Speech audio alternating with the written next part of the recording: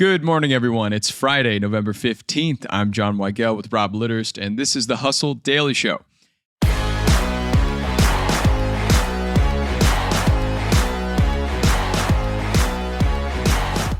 Many companies have found that it's easier to throw training software at a new employee instead of formal onboarding.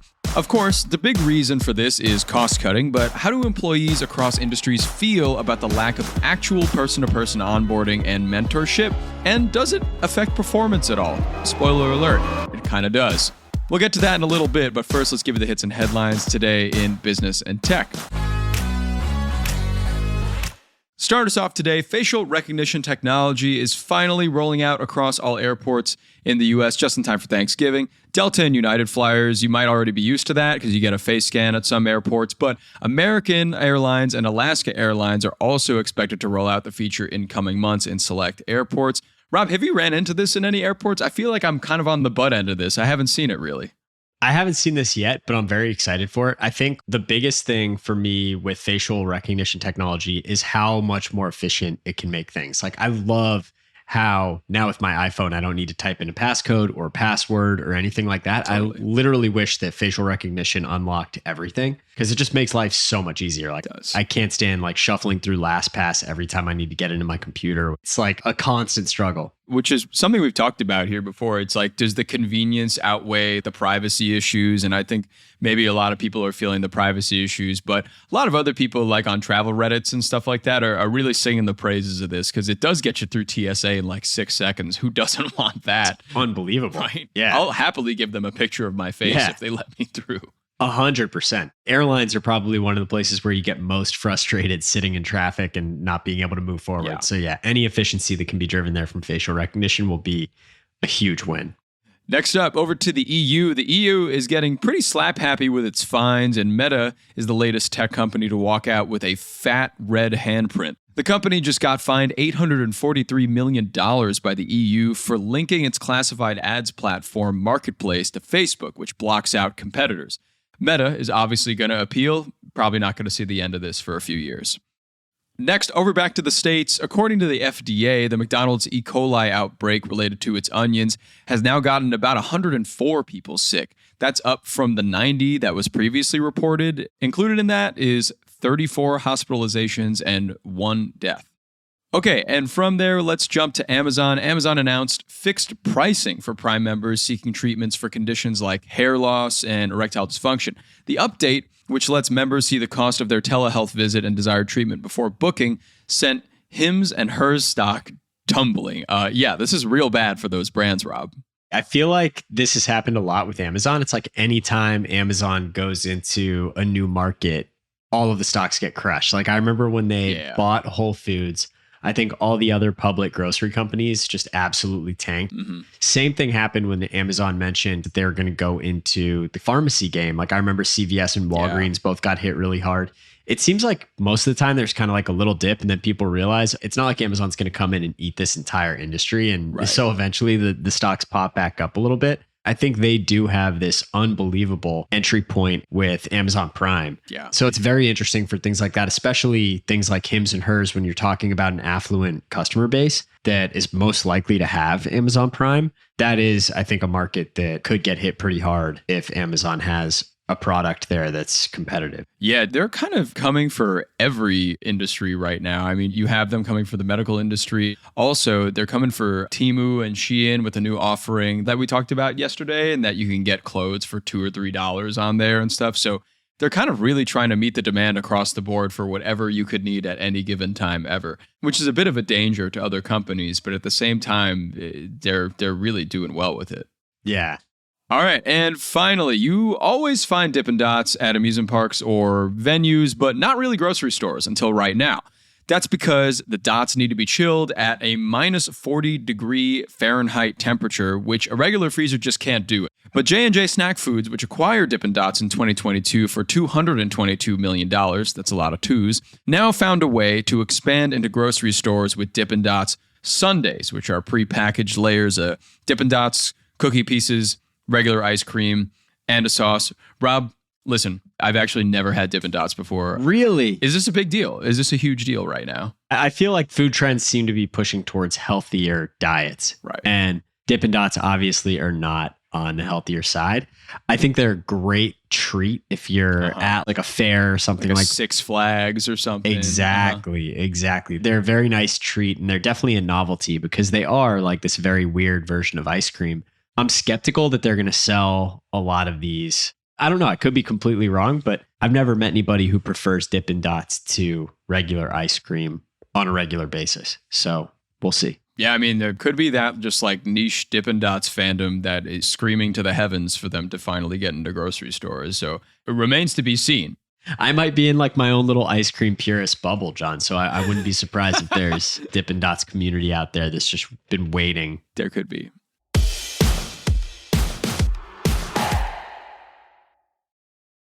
Okay, over to the main story today. We're talking about onboarding and why companies have been so weirdly bad at it lately. So, Rob, before we kind of get going here, what's your take on onboarding? Is it really, really important? And should companies be doing more of it person to person? So I have been through a few different onboarding periods myself. Mm-hmm. I'm a millennial. So my first job out of college was back in 2011. And I went through a 3-month onboarding program for the job that I was in then with Neiman Marcus. And it was basically like schooling us on everything merchandising. Wow. It was a very cool thing. And like in the course of the 3 months, you basically like interned or like tried out with like different buyers in the merchandising offices and got to understand what was going on there. Got to kind of like see what you liked, what you didn't like. Wow. And so during the 3 months, you would ultimately get selected essentially by a buyer to work in their office. And it was a very interesting program because of all those dynamics, right? Like you're learning, you're meeting a ton of people, it's very social. And then you're also basically getting kind of interviewed for the job that you're going to end up in, which is super cool. And it creates this kind of like community with the people that are in the onboarding classes with you. Like me and the rest of the new hires would like go out for drinks, go out for dinners and stuff like that. Like we all became really good friends. It was awesome. My next job after that was actually at HubSpot on the sales side. And this was back in late 2012. And we had a very robust onboarding process where you learned everything about inbound marketing and marketing automation and kind of the whole backdrop for why HubSpot existed. And it was awesome. Overall, our onboarding was about a month. And a couple of weeks of that were just general like HubSpot context to understand where it fits into the landscape and kind of where we were going as a company. Wow. And then the second half of it was more kind of like function specific. So I started to learn how this all applies to sales and my ultimate role. Wow. And I would say both of those were incredibly helpful and helped make me way more effective at the job and really get excited about what I was going to do. Like I think one of the things that's super cool about onboarding is you get to meet people who are already doing what you're going to do, and you can start picking their brain early and start learning things early. And you don't feel like you're just kind of like fledging when you get into that seat. And I mentioned this before, but I think the social and kind of communal aspect of it is also really, really underrated, because if you know the people that you're working with on kind of like a real level and have like gone out with them and gotten drinks and like gotten to talk to them and like learned a little bit about their life and stuff like that, it just makes it a lot more fun and it makes those connections a lot stronger. So I'm a big fan of onboarding, and I think it's a great way to ramp somebody into a job. Yeah. What do you think about onboarding? Listen, I have similar and different experiences. My first job was in advertising at this company called OMD, and they had quite a good onboarding. It was like 2 or 3 days of just like learning about the company, learning about what they do. Maybe not as specific as Neiman Marcus, where I got to go to every single department, but it still was a valuable time. You know, I still got that same camaraderie with people that entered the same time as I did, which was great. And not really until I started working here did I get another onboarding process. I think every other place that I've been at since 2016 or so has been very much like a slapdash, just get in the office and like figure it out. Kind of like, here's what we do.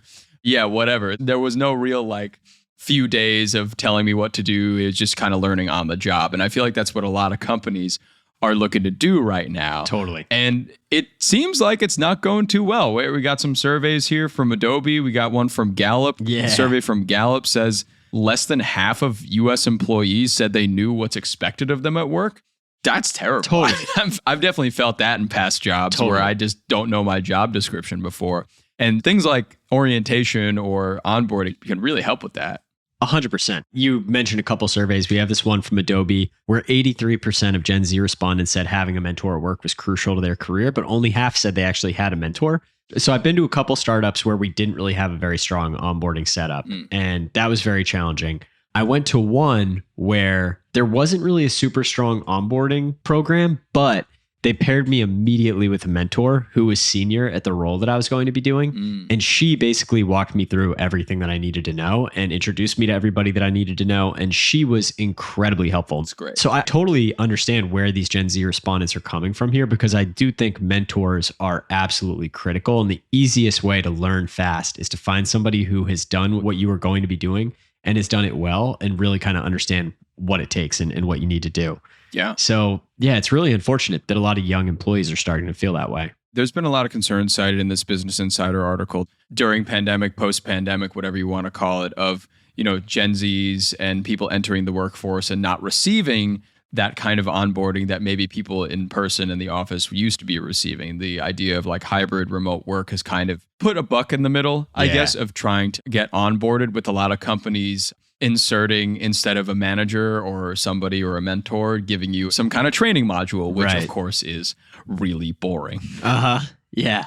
I mean, I think the remote work thing, this is one of the biggest challenges, especially in the world of remote work. Like when people were coming into the office, you could do these onboarding things at the office, and it's not really much of an added cost. It obviously is like a month where the new hire's productivity is going to be pretty low. But at the end of the day, their productivity was going to be low anyway, because they're just starting and they don't really know what they're doing. And so I think like taking that first month or whatever it might be to get somebody really ramped up makes a lot of sense. Right. When you're remote, first of all, you would have to travel to the office often, right? And so if you're flying out all of your new hires to come to the office for onboarding, that can get extremely expensive. People aren't going to want to come to like a month of onboarding in person and leave their family. Yeah. So that's completely unrealistic. And that kind of backs you into this kind of digital onboarding where you're going through these modules and they can be very boring. It's very easy to kind of like lose steam as you're going through it. Unless there's a lot of effort put into it, you're not meeting other people who are going through it. You're not going through it with somebody. Right. So all of those things that we talked about earlier about it being so good for morale and building kind of like community and friendships at work, it's just not doing that. Yeah. And a lot of these companies, of course, are subbing tech for what you mentioned, like maybe flying people out or having like a more robust system for onboarding. And I guess that's good for the company in a way because of cost-cutting measures. Like obviously they don't have to maybe hire as many middle managers for these positions because like they just have an AI or some kind of system kind of taking care of that part. Right. But it really is, I guess, a balance that a lot of companies have to figure out nowadays of how much money they're actually going to invest in their workers, because I'm sure 9 times out of 10, workers that know exactly what their expectations are and what they're doing at the company and what their job is will probably perform better. 100%. I think like there are some jobs where working through ambiguity is a really big part of it. And like you kind of go in with that expectation.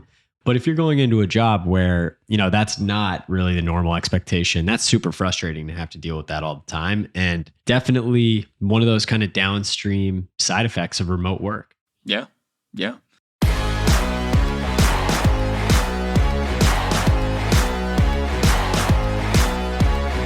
All right, that's going to do it for us today, everybody. Thanks for tuning into the Hustle Daily Show.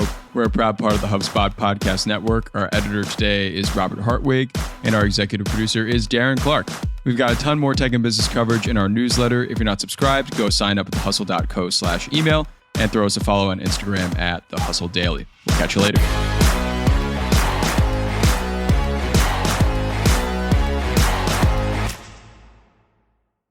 Hi, everyone. It's Michael Calore, Director of Consumer Tech and Culture at Wired, here with my colleagues, senior writer Lauren Good. Hello. And Wired contributor Zoe Schiffer. Hey, everyone. We're here to tell you about our new podcast, Uncanny Valley, a show about the people, power, and influence of Silicon Valley. Every week, we get together to talk about how technology and culture from the Valley is influencing our everyday lives. We dig into questions like, will we ever get our privacy back? Is OpenAI for real? And how are Silicon Valley billionaires impacting U.S. elections? The first episode of Uncanny Valley comes out on October 31st. Listen wherever you get your podcasts.